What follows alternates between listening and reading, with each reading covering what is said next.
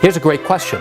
If I ask a jury at trial to consider giving you $2 million as compensation for the harms and losses you suffered because of somebody else's carelessness, can the jury award more money than what I'm asking them to consider?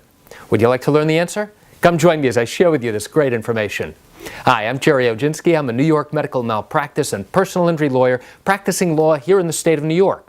So now, let's say I ask the jury in closing remarks to consider giving you $2 million as full and fair compensation for the injuries you have suffered as a result of the defendant's carelessness, the person you have sued. So now when the jury goes back in to deliberate, and now they're considering how much to compensate you for the injuries you suffered, can they give you more than what I have suggested to them? The answer is, yes, they can. The jury is not bound by my suggestion, and that's all it is.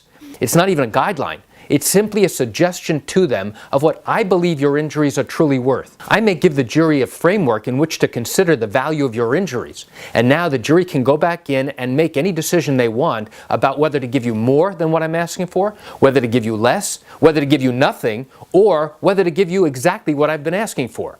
So the jury is fully within their right to now consider the amount that I've asked the jury to consider, but that is not something that they have to take into consideration when ultimately coming to the conclusion about how much money they're going to give to you as a form of compensation for the suffering and the pain that you endured because of somebody else's carelessness. So why do I share this quick tidbit of information with you?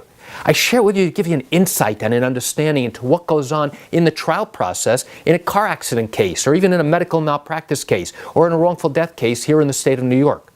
You know, I realize you're watching this because you have questions or concerns about your own particular matter. Well, if your matter happened here in New York and you do have legal questions, what I encourage you to do is pick up the phone and call me. I can answer your legal questions. You know, this is something I do every single day, and I'd love to talk to you.